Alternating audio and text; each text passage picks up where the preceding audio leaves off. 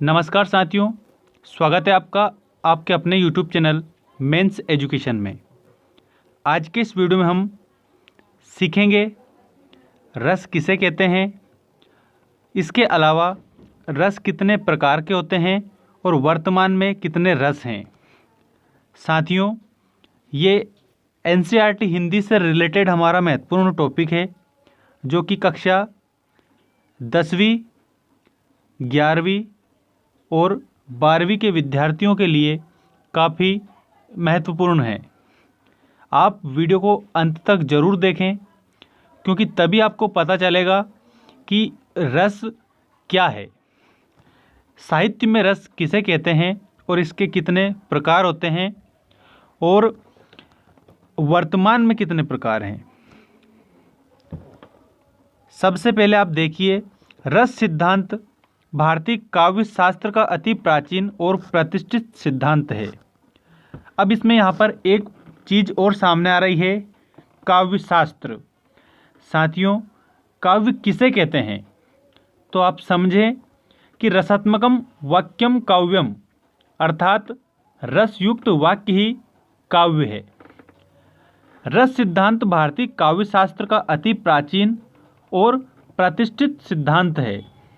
नाट्यशास्त्र के प्रवर्तक आचार्य भरत मुनि का यह सिद्धांत प्रसिद्ध सूत्र रस सिद्धांत का मूल है। अब कौन सा रस सिद्धांत का जो सूत्र है वो आप देखें, जो भरत मुनि के द्वारा लिखा गया है। विभावानुभाव व्यभिचारी संयोगाद रस निष्पत्ति ही। एक बार और देखें कि जो रस की निष्पत्ति होती है वो किसके द्वारा होती है। विभावानुभावाभ्यचारी संयोगाद रस निष्पत्ति ही, अर्थात विभाव, अनुभाव, व्यभिचारी भाव के संयोग से रस की निष्पत्ति होती है। इस सूत्र का विवेचन सर्वप्रथम आचार्य भरत मुनि ने अपने नाट्यशास्त्र में किया। अब परिभाषा देखें, रस किसे कहते हैं। साहित्य को पढ़ने, सुनने या नाटक आदि को देखने से जो आनंद की अनुभूति होती है उसे रस कहते हैं। साथियों, रस की परिभाषा में आप बताएंगे कि किसी भी साहित्य या किसी भी काव्य को पढ़ने, सुनने या नाटक आदि को देखने से जो आनंद की अनुभूति होती है उसे रस कहा जाता है। रस के मुख्य रूप से 4 अंग माने जाते हैं। पहला है स्थायी भाव। स्थायी भाव किसे कहते हैं ये समझें आप। स्थायी भाव हृदय में मूल रूप से विद्यमान रहने वाले भावों को कहा जाता है। मतलब कि व्यक्ति के हृदय में मूल रूप से विद्यमान रहने वाले जो भाव हैं उन्हें स्थायी भाव कहा गया है। ये चिरकाल तक रहने वाले रस रूप में सृजित या परिणत होते हैं।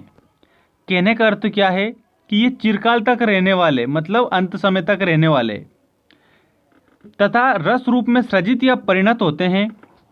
स्थायी भावों की संख्या 9 है। वो किसके अनुसार है? रस के आधार पर। रति, हास, शोक, क्रोध, उत्साह, भय, जुगुप्सा, विस्मय और निर्वेद, ये स्थायी भाव हैं। इसके बाद में दूसरा है जो रस का मुख्य अंग है, विभाव। विभाव क्या है देखें आप। जो व्यक्ति, वस्तु या परिस्थितियां स्थायी भावों को उद्दीप्त या जागृत करती है उन्हें विभाव कहते हैं। विभाव 2 प्रकार के होते हैं, आलंबन विभाव और उद्दीपन विभाव। यदि प्रश्न बना कि विभाव कितने प्रकार के होते हैं तो आप उसमें याद रखेंगे कि विभाव 2 प्रकार के होते हैं, आलंबन विभाव और उद्दीपन विभाव। वास्तव में आलंबन विभाव किसे कहते हैं और उद्दीपन विभाव किसे कहते हैं समझें आप। आलंबन विभाव जिन वस्तुओं या विषयों पर आलंबित होकर भाव उत्पन्न होते हैं उन्हें आलंबन विभाव कहते हैं। जिन वस्तु या विषयों पर आलंबित होकर भाव उत्पन्न होते हैं उन्हें आलंबन विभाव कहते हैं। जैसे नायक नायिका। आलंबन के भी दो भेद हैं। आलंबन के कितने भेद हैं? दो भेद हैं, आश्रय और विषय।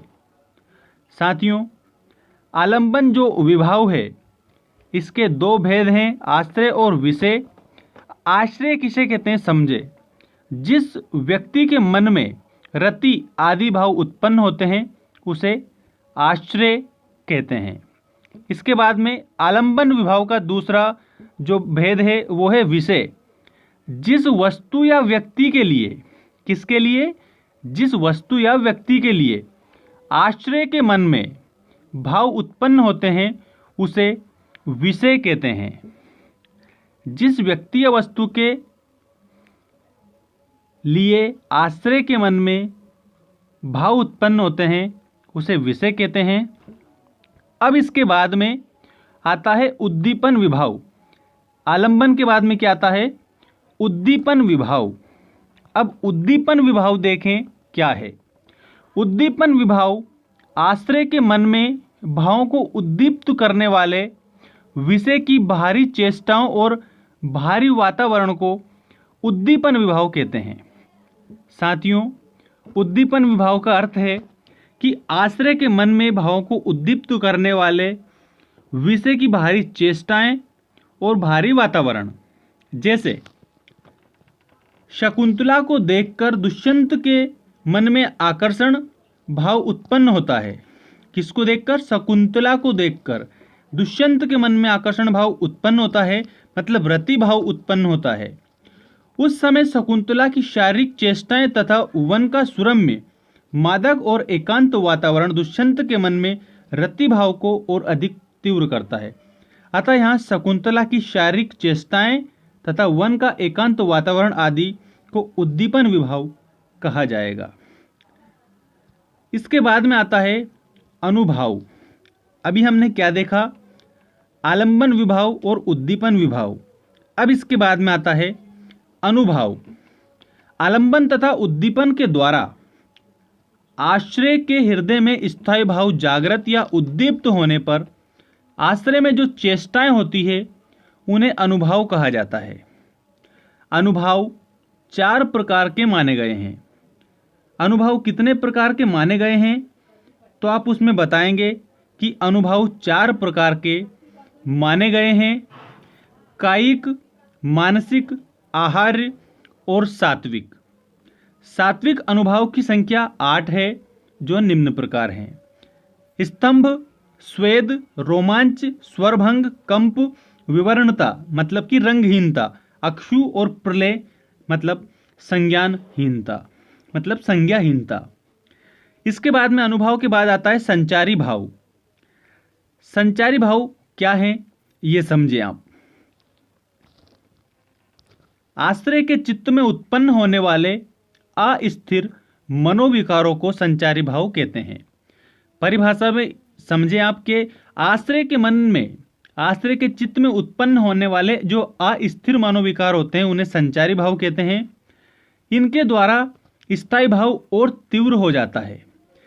प्रश्न बना कि स्थायी भाव किसके द्वारा तीव्र होता है तो आप उसमें बताएंगे कि संचारी भाव के द्वारा स्थायी भाव तीव्र हो जाता है। संचारी भाव की संख्या 33 है, मतलब कि संचारी भाव 33 हैं। वो इस प्रकार हैं: हर्ष, विषाद, त्रास, लज्जा जिसको व्रीड़ा भी बोला जाता है, ग्लानि, चिंता, शंका, असूया, अमर्ष, मोह, गर्व, उत्सुकता, उग्रता, चपलता, दीनता, जड़ता, आवेग, निर्वेद, धृति, मति, विबोध, वितर्क, श्रम, आलस्य, निद्रा, स्वप्न, स्मृति, मद, उन्माद, औहिथ्या, अपस्मार, व्याधि और मरण। ये क्या है? संचारी भाव हैं। मुख्य रूप से संचारी भाव की संख्या पूछी जाती है तो आप उसमें बताना कि संचारी भाव 33 होते हैं।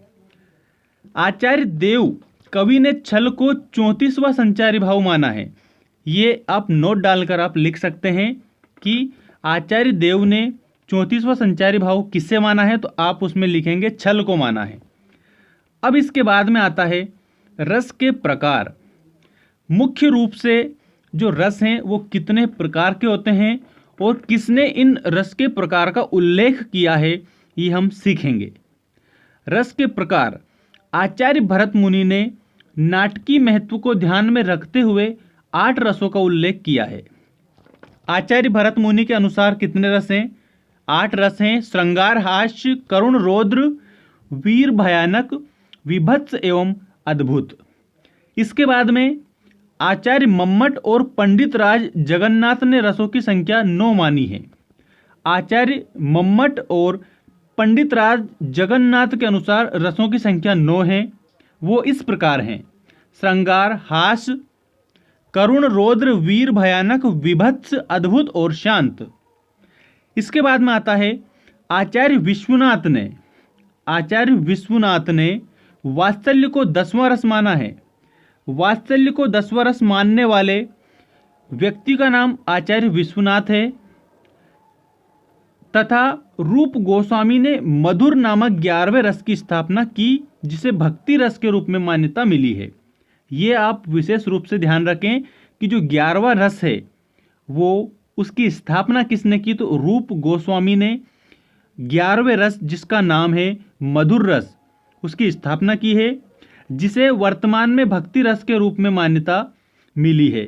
अर्थात 11 रस हो गए हैं। वस्तुतः रस की 9 संख्या ही है, आपको ये ध्यान रखना है।